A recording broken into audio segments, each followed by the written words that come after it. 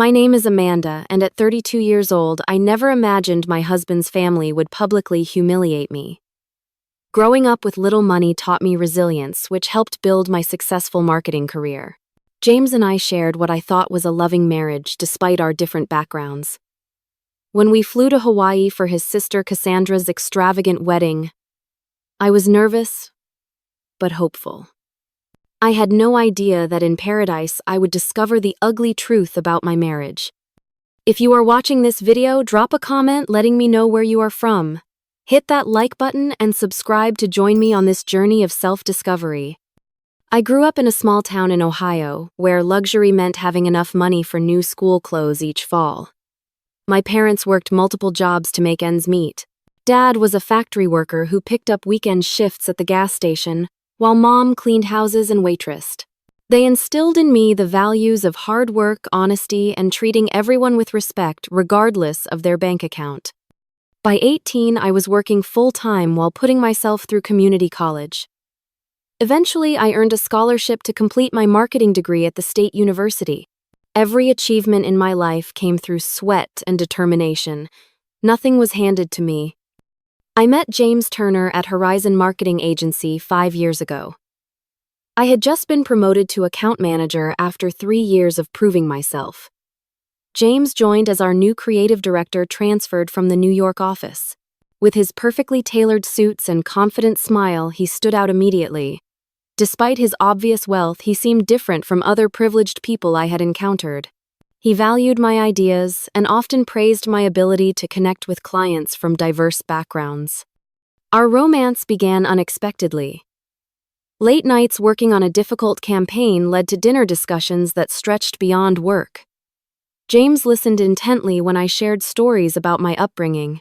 He seemed fascinated rather than put off by how different our childhoods had been. "Your perspective is so refreshing," he told me one night over dinner. "Everyone in my circle comes from the same background, thinks the same way. You see things differently."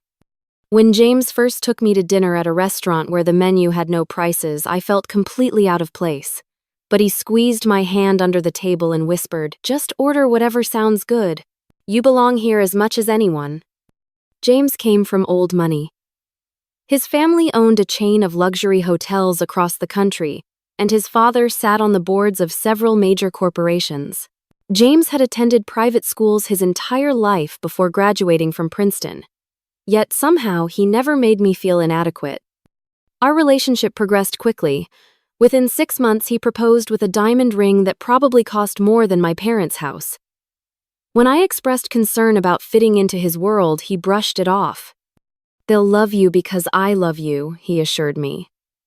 "Besides, you're brilliant and beautiful. What's not to love?" The first meeting with his family should have been my warning sign. We flew to their estate in Connecticut for Thanksgiving. Their house looked like something from a movie, with perfectly manicured grounds and staff, who called everyone Sir and Madam. His mother Elaine greeted me with an air kiss and a practiced smile that never reached her eyes. His father William barely looked up from his newspaper. But it was his sister Cassandra who made her disapproval most obvious. "So you work in marketing, how quaint," she said during dinner, her voice dripping with condescension. "I suppose someone has to do those jobs." James laughed it off.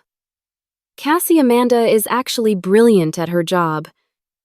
She just landed the Peterson account that everyone has been trying to get for years." "Well, I suppose you have to be good at something," Cassandra replied with a tight smile. Throughout that weekend, I received countless subtle digs about my clothes, my accent, even the way I held my fork. James defended me occasionally, but more often he seemed oblivious to the undercurrent of classism. "They just need time to get to know you," he said on our flight home. "They can be a bit traditional, but they will come around." Over the next 2 years of our marriage, interactions with James's family remained strained but tolerable. We usually met on neutral ground like restaurants, where the brevity of the encounter limited the opportunity for insults. James always insisted they were warming up to me, but I never felt accepted. When the invitation arrived for Cassandra's wedding to Bradley Worthington III, another heir to a fortune, I was surprised to see it was addressed to both of us. The event was to be held at the most exclusive resort in Maui, with a week of pre-wedding festivities. "This is our chance," James said excitedly. "A whole week together in paradise. They will finally see how amazing you are." I wanted to believe him. I spent weeks preparing for the trip, buying new clothes that cost more than I was comfortable spending, researching topics that would interest his family, even practicing the proper way to eat difficult foods. I wanted so desperately to fit in not just for myself, but for James. We selected an expensive crystal vase from their registry, and James suggested we also give them a substantial cash gift. "Let's make it $10,000, he said casually. I nearly choked. That is more than I make in 2 months. "We can afford it," he insisted. "It will make a good impression." Although it made me uncomfortable, I agreed. I wanted this trip to be different. I wanted to finally bridge the gap between myself and the family I had married into. As our flight to Hawaii approached, my anxiety grew. I had nightmares about showing up in the wrong outfit or using the wrong fork. James assured me repeatedly that everything would be fine, but deep down I knew this wedding would be a turning point in our relationship one way or another. The moment we stepped off the plane in Maui, the humid air wrapped around us like a warm blanket. Paradise stretched before us with palm trees swaying against a backdrop of azure, ocean, and volcanic mountains. Under different circumstances, I would have been overjoyed. Our taxi delivered us to the Royal Hibiscus Resort, an exclusive property where rooms started at $1,000 per night. The lobby featured soaring ceilings with intricate wooden beams, enormous arrangements of tropical flowers, and staff who seemed to anticipate needs before they were expressed. "James, darling," a voice rang out as we checked in. His mother, Elaine, glided across the marble floor, looking impossibly elegant in a flowing white outfit.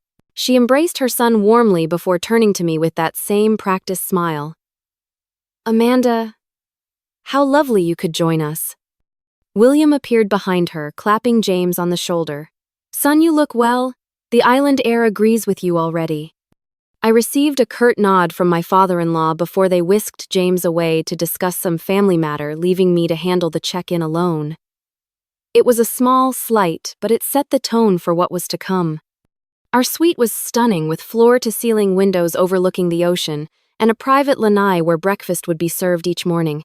The bathroom was bigger than my first apartment, with a deep soaking tub and shower that could fit 5 people. "This is beautiful," I told James when he finally returned to our room an hour later. "Only the best for Cassandra," he replied, loosening his tie. "The welcome dinner is in 2 hours. Mother says to dress formally." I spent those 2 hours getting ready, applying makeup carefully, and styling my hair. I chose a navy blue cocktail dress that had cost nearly $1,000 more than I had ever spent on a piece of clothing. Looking in the mirror, I felt almost worthy of standing beside James in his world. The welcome dinner was held on the resort's largest terrace, overlooking the beach, where the ceremony would take place in 3 days. Tiki torches illuminated tables, decorated with orchids and candles.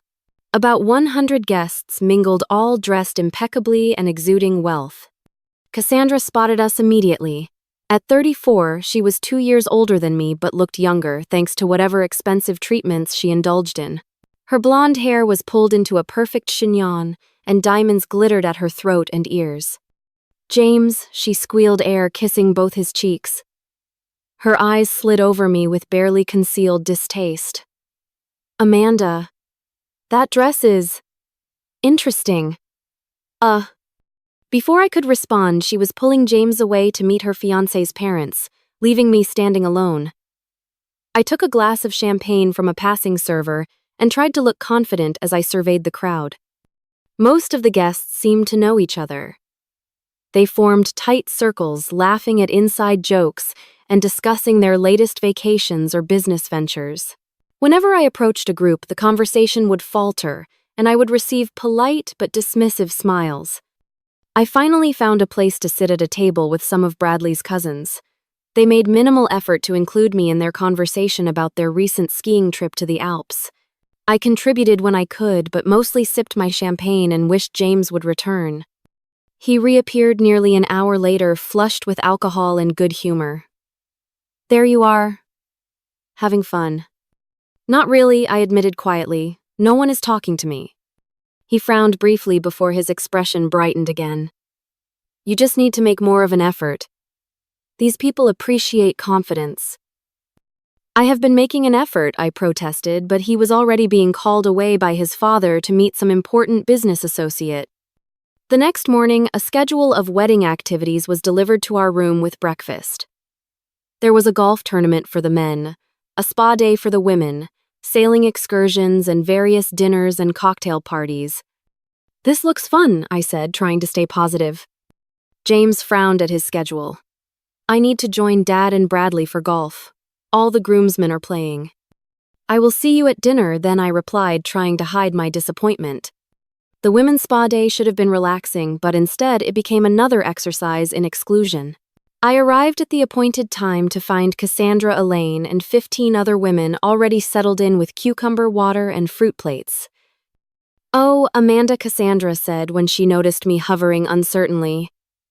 We did not have quite enough spots reserved for the full treatment package. You can have a basic massage in the other section. I was led away to a different area of the spa where I received a 30-minute treatment while the others enjoyed a 4-hour pampering session. Afterward, they all went to lunch together. My invitation was mysteriously lost. This pattern continued throughout the first 2 days. James was constantly pulled away for family obligations or groomsmen duties, leaving me to navigate social events alone. When we were together, he seemed distracted and irritable, as if my presence was preventing him from fully enjoying himself. On the third night, the rehearsal dinner was held at an exclusive restaurant overlooking the ocean.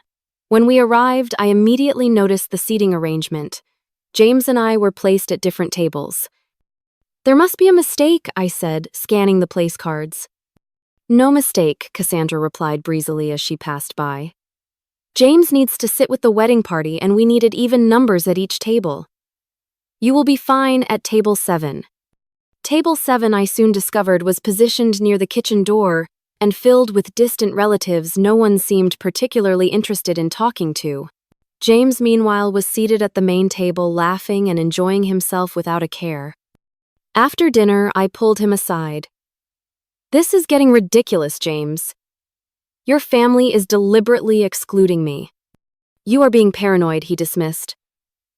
It is just wedding stress, making everyone act a little off. No, it is not. They have been treating me like this since we arrived. Since we met, actually. James ran a hand through his hair in frustration. What do you want me to do? Cause a scene at my sister's wedding? I want you to stand up for me, I replied, fighting back tears. I want you to act like my husband.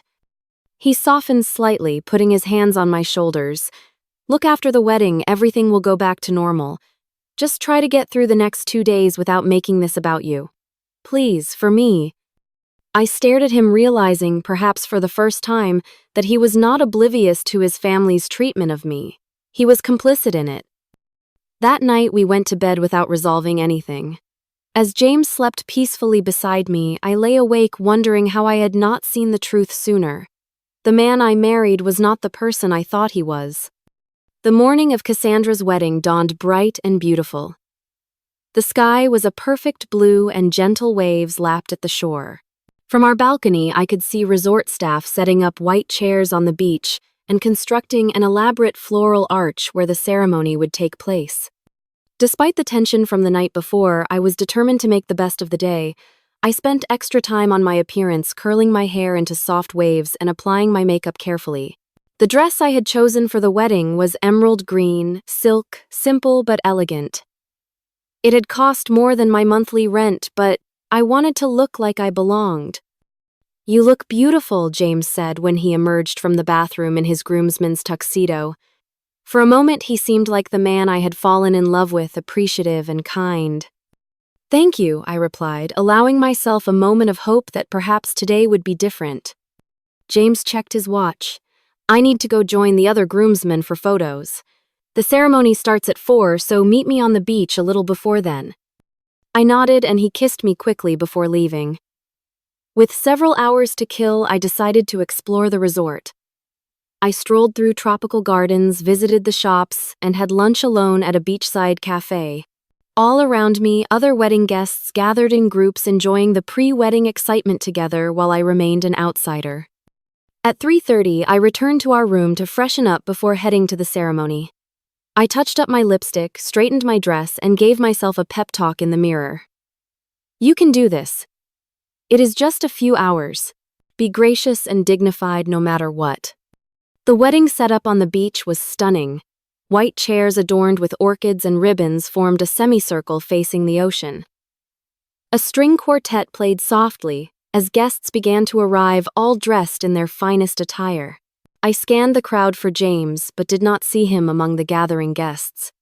A young woman with a clipboard and an earpiece, clearly part of the wedding planning team, was directing people to their seats. I approached her with a smile. "Excuse me, I am Amanda Turner, the groom's sister-in-law. Could you point me to where I should sit?" She scanned her clipboard with a frown. "Turner, are you with the bride or groom?" "The groom. I am married to James Turner, the bride's brother."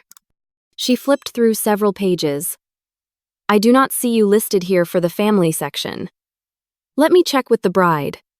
My stomach tightened as she walked away. A few minutes later, she returned with an apologetic expression. "I am sorry, but there seems to be a miscommunication. The family section is full, but we can find you a seat in the general guest area." Before I could respond, Cassandra appeared looking every bit the perfect bride in a custom designer gown that probably cost as much as a small house. Her expression hardened when she saw me. "Is there a problem here?" she asked, her voice sweet but her eyes cold. "I was just trying to find my seat for the ceremony," I explained, trying to keep my voice steady. Cassandra smiled thinly. "Oh, Amanda," I thought James explained. "Family members are seated in the front sections." She gestured to the first several rows of chairs where I could see her parents and other relatives already seated. "Those areas are reserved for real family." "I am family," I said quietly. "I am James's wife." She laughed, the sound like breaking glass. "Marriage is just a piece of paper. Lowborn blood is different from ours. Surely you understand that." The wedding coordinator looked mortified but said nothing. Several nearby guests turned to stare, some with shock, others with barely concealed amusement. And then I saw James standing with the other groomsmen near the altar. Our eyes met briefly, and I waited for him to come to my defense. Instead, he quickly looked away, pretending not to have heard his sister's cruel words. I saw him exchange glances with his father, both of them smirking slightly, as if sharing a private joke at my expense. In that moment, something inside me broke and reformed. A strange calm settled over me as I realized the full extent of the situation. I had spent years trying to gain acceptance from people who had decided long ago that I would never be good enough. I smiled at Cassandra, maintaining every ounce of dignity I could muster. "I understand completely," I said, my voice clear and steady despite the turmoil inside. "Enjoy your wedding." With that, I turned and walked away, aware of the whispers that followed me. I did not look back at James or any of the Turners. Instead, I held my head high as I made my way across the sand, my heels sinking slightly with each step, making the journey more difficult but my resolve stronger. Once out of sight of the wedding, I found a secluded spot on a different part of the beach. Only then did I allow the tears to come hot and fast. It was not just Cassandra's cruelty that hurt, but James's betrayal. He had stood there and let it happen. Worse, he had seemed amused by my humiliation. I sat on the sand, not caring that my expensive dress would be ruined, and watched the waves crash against the shore. The sounds of the ceremony carried faintly on the breeze, the string quartet, the murmur of vows, the applause that signaled the completion of the marriage. With each sound, my heart hardened a little more as I contemplated what to do next. As I sat alone on that beautiful Hawaiian beach, tears streaking my carefully applied makeup, a terrible suspicion began to form in my mind. Something about the extravagant nature of this wedding had been bothering me since we arrived. The venue, the flowers, the gourmet food, the crystal chandeliers imported just for the reception, the fireworks display scheduled for later that night, all of it screamed excessive wealth even for the Turners. 2 weeks before the trip, James had asked me to transfer money from my personal savings account into our joint account. Just to cover some wedding expenses, he had explained vaguely. I promised Cassandra we would contribute. The amount he requested was $30,000, nearly all of my savings from before our marriage.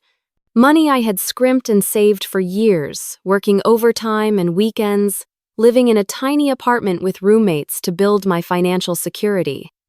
That is a lot of money, James, I had protested. What exactly is it for? Just our share of various things, he had replied impatiently. Cassandra wants this to be perfect. Can you just transfer it?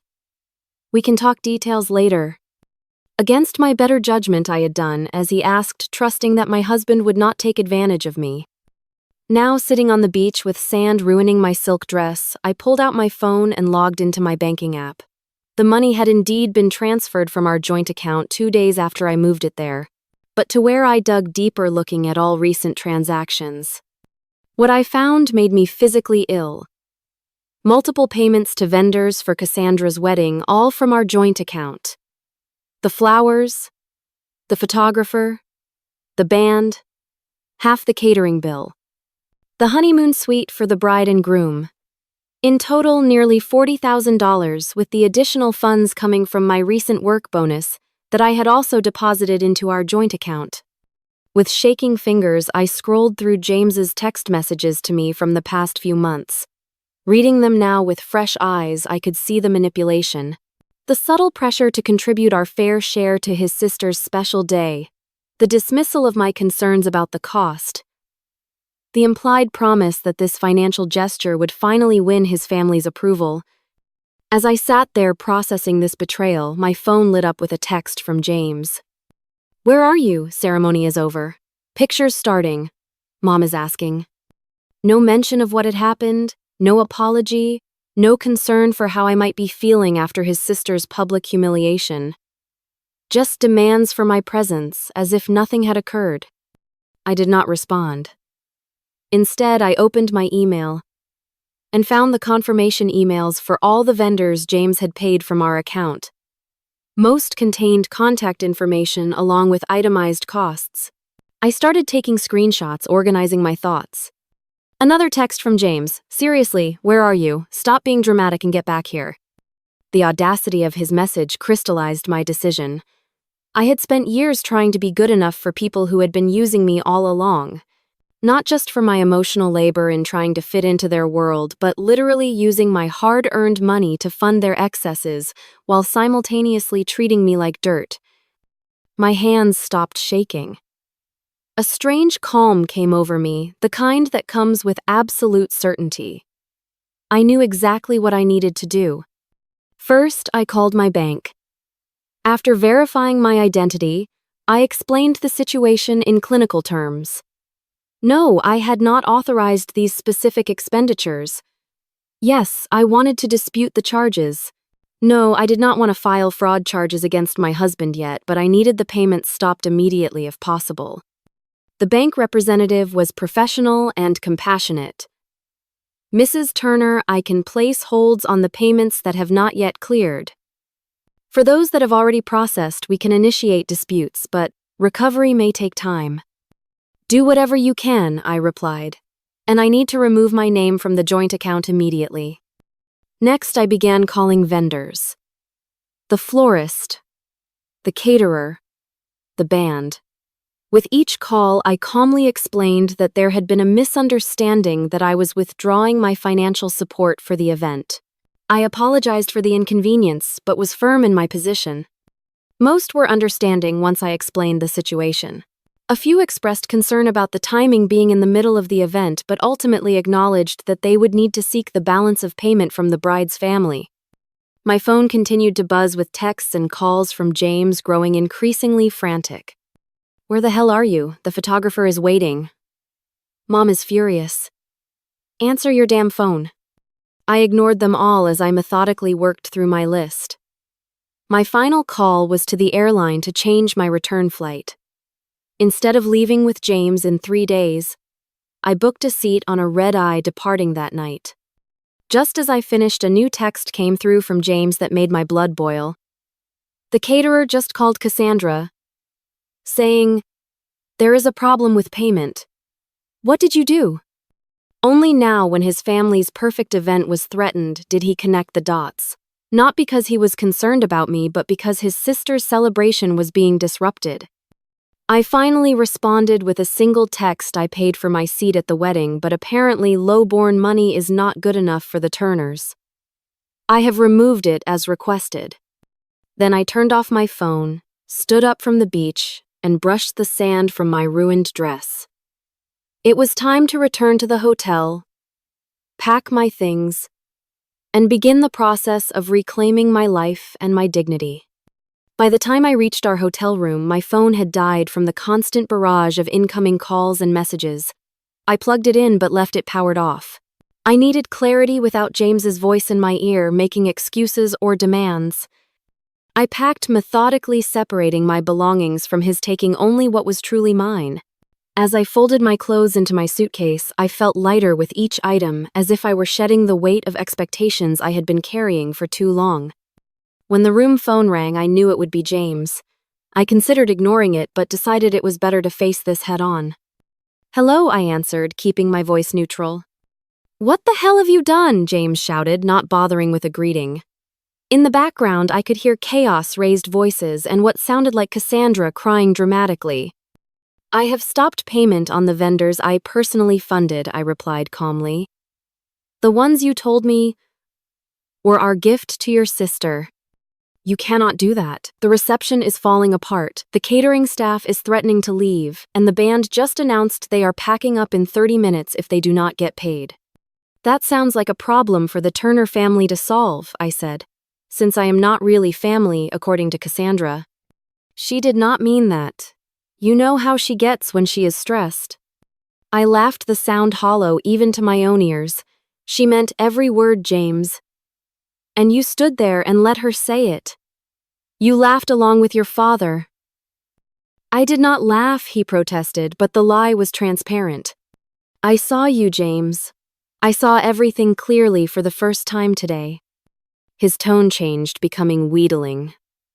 "Baby, please. We can talk about this later. Just call the vendors back and tell them it was a misunderstanding. I promise we will work this out." "Number. What do you mean, no?" "I mean no. I will not call them back. I will not pretend everything is okay, and I will not continue to be used by you or your family." There was a pause, and I heard someone, probably William, demanding the phone from James. "Amanda." His father's authoritative voice filled the line. "This childish behavior stops now. Whatever petty grievance you have with Cassandra can be addressed later. Right now you will undo this vindictive stunt." "I do not take orders from you, William," I replied, surprised by my own courage. "And there is nothing to undo. I simply stopped payment on services I never agreed to fund in the first place." "Do you have any idea who we are?" he sputtered. "The damage you are doing to this family's reputation." "Your family's reputation was damaged long before I came along," I said. "It just took me too long to see it." I heard the phone being passed again, and then Elaine's cool voice. "Amanda, dear, let us be reasonable. We can discuss your feelings of exclusion another time. Right now, Cassandra's special day is being ruined." "That is unfortunate," I replied, "but not my problem anymore." I hung up the phone and returned to my packing. Less than 10 minutes later, there was a pounding on the door. I knew it would be James. Taking a deep breath, I opened it. He burst into the room, still wearing his tuxedo, though his tie was askew and his hair disheveled. His face was flushed with anger and what smelled like expensive whiskey. "What the hell is wrong with you?" he demanded. "Do you know what you have done? Cassandra is hysterical. Half the guests are leaving because dinner is delayed. This is a nightmare. Was is chapter." I regarded him calmly. "Why did you use my money to pay for your sister's wedding without telling me the truth?" My question seemed to catch him off guard. He ran a hand through his hair, a gesture I once found endearing but now recognized as a tell when he was about to lie. It was not like that, he began. We just needed to cover some unexpected costs, and I knew you would want to help. $40,000 worth of unexpected costs, I asked. That is almost everything I had saved before we were married. He had the decency to look slightly ashamed, but it passed quickly. We are married. What is yours is mine, right? Besides, you should be honored to contribute to a Turner family event. The casual entitlement in his voice confirmed everything I needed to know. I am leaving James. My flight departs in 3 hours. You cannot leave, he exclaimed. What will people think? I do not care what they think anymore, I replied, zipping my suitcase closed. That was always your concern, not mine. He stepped closer, lowering his voice to what he probably thought was a reasonable tone. Look, I know Cassandra went too far today. She should not have said those things. But you know how important family is to me? Can we just get through this weekend and then we can talk about everything, please? For a moment I wavered. This was the James I knew, the one who could be charming and persuasive when he needed something from me. But then I remembered his smirk as his sister humiliated me and my resolve hardened. I am done pretending, James. I am done trying to earn acceptance from people who decided long ago that I would never be good enough. And I am done with a husband who values his family's approval more than his wife's dignity. So that is it, he demanded, anger returning. You are just going to walk away from our marriage over one bad day. This is not about one day, I replied. This is about years of small cruelties and compromises. This is about you consistently choosing them over me. This is about the fact that you used my life savings to fund a wedding where I was not even considered worthy of a seat. His phone buzzed repeatedly in his pocket. He glanced at it and cursed. I have to get back. We will talk about this when I return. I will not be here, I reminded him. And there is nothing left to talk about unless you are ready to make some significant changes in how you treat me and how you allow your family to treat me. James looked torn, his gaze darting between me and the door. Even now, faced with the potential end of our marriage, he was more concerned with getting back to his sister's reception than resolving things with me. What do you want from me? He asked, sounding genuinely confused. I wanted a husband who would stand by me, I said simply. Who would defend me when I was attacked? Who would put our relationship first? I love you, he said, but the words sounded hollow. If this is love, I deserve better, I replied. We both do. He stared at me for a long moment, then turned and left without another word, the door closing behind him with a quiet click that somehow seemed more final than a slam would have been. I called for a bellhop to help with my luggage, then took one last look around the beautiful room that had been the setting for the end of my marriage. I felt a complex mixture of grief and relief as I walked out, knowing that whatever happened next would be on my terms. The flight home was a blur. I sat in economy class, surrounded by vacationing families and honeymooning couples, feeling disconnected from their joy. While my body hurtled through the night sky toward the mainland, my mind remained in Hawaii, replaying the events of the day and trying to make sense of how my life had changed so dramatically in just a few hours. Our house felt cavernous and strange when I arrived home. James and I had purchased it a year into our marriage. A beautiful colonial in an upscale neighborhood that he had insisted we needed to maintain appearances. Now walking through the quiet rooms alone, I realized how little of myself existed in this space. The furniture, the artwork, even the color scheme had been chosen to please James and impress his family and colleagues. I slept in the guest room that night, unable to face our marital bed. In the morning, I called my closest friend Natalie, who rushed over as soon as she heard my voice breaking over the phone. Oh my God, she gasped after I recounted everything. I always knew James's family was snobbish, but this is beyond belief. The worst part is that I should have seen it coming, I admitted. There were so many signs. Natalie squeezed my hand. Do not blame yourself. When you love someone, you want to believe the best about them. Over the next few days, James called and texted constantly. His messages evolved from anger to bargaining to something resembling remorse, though never a full acknowledgement of how deeply he had hurt me. "Please come back to Hawaii," one text read. "We can still salvage our vacation after the wedding mess." Another said, "I talked to Cassandra. She feels terrible and wants to apologize. And later, my parents are asking about you.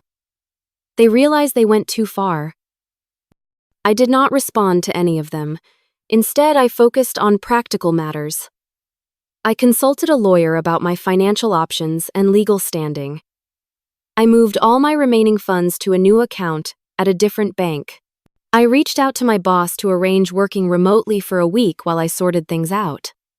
Friends emerged as my lifeline during this time, not just Natalie, but others who had gradually fallen by the wayside during my marriage to James. I realized how I had slowly isolated myself, spending more time trying to fit into his world than maintaining my own. Rachel, my college roommate, drove 3 hours to spend a weekend with me. "I never liked him," she confessed as we shared a bottle of wine. "He always seemed to be molding you into someone else." "Why did you not say anything?" I asked. "I tried subtly," she replied. "But you were so in love. And I did not want to be that friend who criticizes your relationship. I should have been braver." A week after I returned home, James finally came back from Hawaii. I was in the kitchen when I heard his key in the lock. My heart raced, but I had prepared for this moment. He looked terrible with dark circles under his eyes and rumpled clothes, so unlike his usually impeccable appearance. "Amanda," he said, his voice rough. "Thank God you are here. I was afraid you would be gone." "I am still here," I replied. "But things have changed." He nodded, dropping his luggage in the hallway and moving toward me. I stepped back, maintaining distance. "The rest of the wedding was a disaster," he said. "Half the vendors threatened to walk out. Dad had to pay triple to keep some of them. Cassandra cried through the entire reception. It was telling that his first concern was still the wedding, not our marriage. "I am sorry it was stressful for you," I said, not entirely honestly. "For me," he repeated incredulously. "It was stressful for everyone. Do you have any idea how embarrassing it was to have my wife sabotage my sister's wedding?" And just like that, any doubt about my decision vanished. Even now, he could not see beyond his family's expectations and appearances. "I did not sabotage anything, James. I simply stopped funding an event where I was explicitly told I did not belong." He ran his hands through his hair in frustration. "Cassandra did not mean what she said. She was just stressed." "Yes, she did," I countered, "and you know it. The problem is not what she said, it is that her words finally revealed the truth that has been there all along. None of you ever thought I was good enough." "That is not fair," he protested. "Isn't it? Then why did you never truly stand up for me? Why did you use my money without being honest about where it was going? Why did you laugh when your sister humiliated me?" He had no answer, just as I expected. "I have spoken with a lawyer," I continued when his silence confirmed my thoughts. "I am not trying to take anything that is not mine. But I want a fair separation." "Separation," he repeated, looking genuinely shocked. "You cannot be serious. You are throwing away our marriage over one bad day." "This was never about one day," I replied. "Hawaii just showed me what I have been refusing to see for years. We want different things, James. You want someone who fits seamlessly into your family's world. I want someone who values me for who I am." In the weeks that followed, I focused on rebuilding my life. I found a small apartment that I could afford on my own salary. I re-established connections with friends and colleagues who had been pushed to the periphery during my marriage. I even started therapy to understand why I had accepted such treatment for so long. My therapist, Dr. Larson, helped me recognize patterns I had never seen before. "You grew up believing you had to earn love through achievement and accommodation," she explained during one session. "So when James and his family set impossible standards, you just tried harder instead of questioning whether their demands were reasonable. Work became my sanctuary. I threw myself into new projects, earning praise from clients and a promotion that both validated my skills and provided financial security as I navigated the separation. James oscillated between attempts at reconciliation and bitter accusations. When charm failed to win me back, he tried guilt. When guilt did not work, he resorted to anger, claiming I had used him for his family connections and social standing. If anyone used anyone, it was you using me, I told him during one particularly heated phone call. For my money, for my emotional labor, for having someone to look down on so you could feel superior. His family made their own attempts at damage control. Elaine called once, her voice dripping with condescension disguised as concern. We just want what is best for James, she said. And for you, of course. What is best for me is no longer your concern, I replied before ending the call. William sent an email suggesting we discuss terms privately before involving attorneys, which my lawyer advised me to ignore completely. Even Cassandra reached out, sending an elaborate flower arrangement with a card that read, "Sorry for any misunderstanding." Not a real apology, just another attempt to rewrite history and absolve herself of responsibility. I donated the flowers to a local nursing home and did not respond. As months passed, I discovered parts of myself that had been submerged during my marriage. I took a cooking class, something James had discouraged because he preferred eating at trendy restaurants where he could be seen. I reconnected with my parents, who had always felt uncomfortable around James and his family, but had kept their concerns to themselves out of respect for my choices. We just wanted you to be happy, my mother said during their first visit to my new apartment. But I never saw you really smile around him the way you used to smile. 6 months after Hawaii, I felt like a different person. Stronger, more confident, unwilling to compromise my self-worth for anyone's approval. The divorce proceedings were moving forward, with negotiations about property and assets ongoing but civil. And then, on a rainy Tuesday evening, James appeared at my apartment door unannounced. We need to talk, he said, looking more humble than I had ever seen him. Really talk. I have been doing some thinking, and I realize I owe you more than an apology. I owe you the truth. I hesitated, then stepped aside to let him in, curious about what truth he had finally recognized. James stood awkwardly in my small living room, taking in the cozy furniture and personal touches that made the space unmistakably mine. Nothing expensive or showy, just items that brought me joy or comfort. He seemed unsure where to sit until I gestured toward the armchair while I took a spot on the sofa. You look good, he said softly. Happy. I am, I replied honestly. What did you want to talk about? He took a deep breath. First, I need to apologize properly. Not for what happened at the wedding, though. That too, but for everything leading up to it. For never truly standing up for you.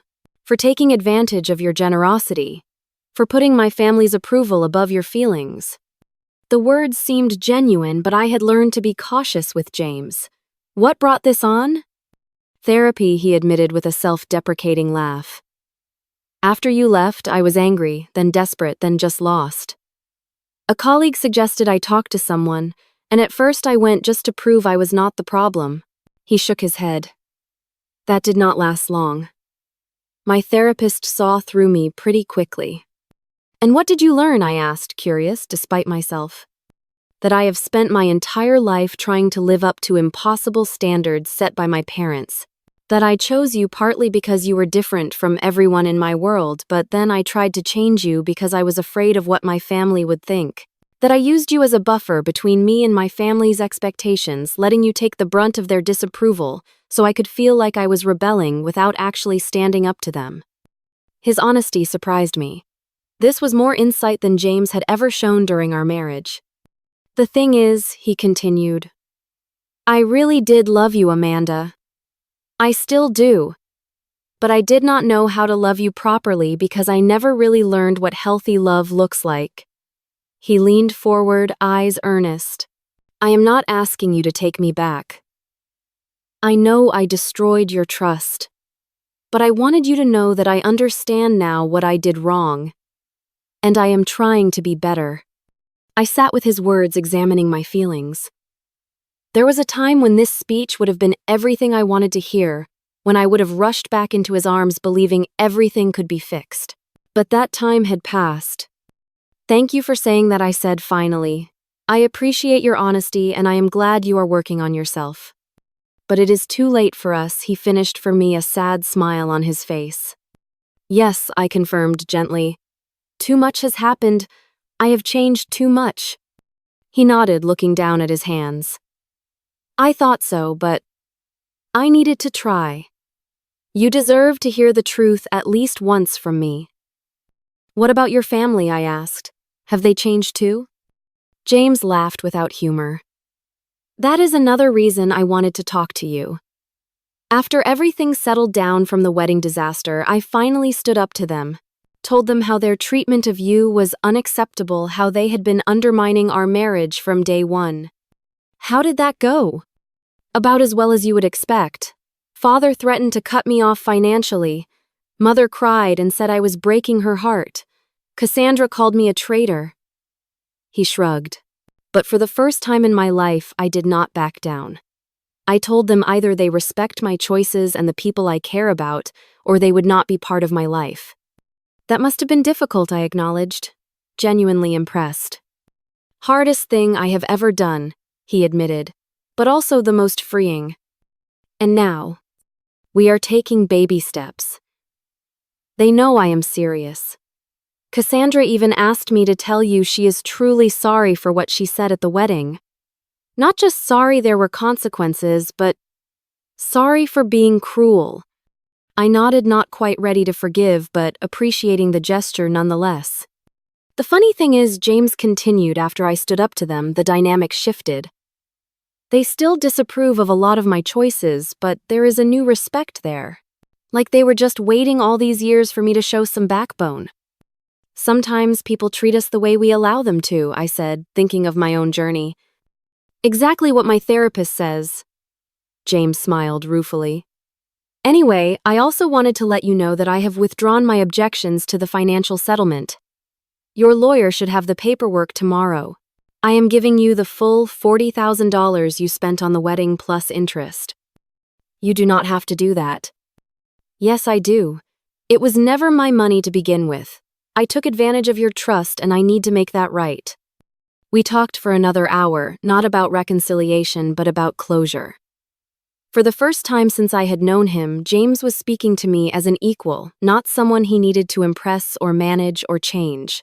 It was bittersweet to see this growth only after our relationship had ended. As he prepared to leave, he paused at the door. "You know, I always thought happiness came from having the right status, the right connections, the right appearances. But you were happier in this tiny apartment in 6 months than I ever saw you in our big house over 3 years." "Happiness comes from being valued for who you really are," I replied, "not for who someone wants you to be." After James left, I sat in my living room, reflecting on the long journey that had brought me to this point. The painful humiliation in Hawaii had been a blessing in disguise, forcing me to confront truths I had been avoiding and to reclaim my sense of self-worth. In the year since that fateful wedding, I had rebuilt my life on my terms. I had earned a significant promotion at work, started taking classes toward an MBA, and even begun dating again, though cautiously. More importantly, I had learned to trust my instincts and to require respect as a non-negotiable in all my relationships. The divorce was finalized 2 weeks after James's visit. I felt no sadness when I signed the papers, only a sense of completion of a chapter closing, so that new ones could begin. My mother called that evening. "How are you feeling, sweetheart?" "Free," I answered truthfully. "And grateful." "Grateful?" she asked, surprised. "For what?" "For the lessons, for discovering my own strength, for learning that walking away from people who do not value you is not a failure, but an act of self-love.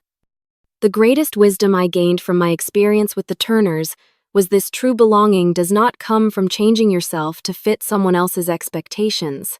It comes from having the courage to be authentically yourself and surrounding yourself with people who love you for exactly who you are. I still think about that moment on the beach in Hawaii, sometimes when Cassandra's cruel words stripped away all my illusions. In that painful clarity, I found the catalyst for change I had needed all along. By trying to separate me from the family, she actually set me free. So have you ever had to stand up for yourself when others treated you as less than, Did you stay or walk away? I would love to hear your experiences in the comments below. If this story resonated with you, please hit the like button and subscribe to my channel for more stories about finding strength in difficult situations. Do not forget to share this video with someone who might need a reminder of their own worth. Thank you for listening, and remember, the most important approval you will ever need is your own.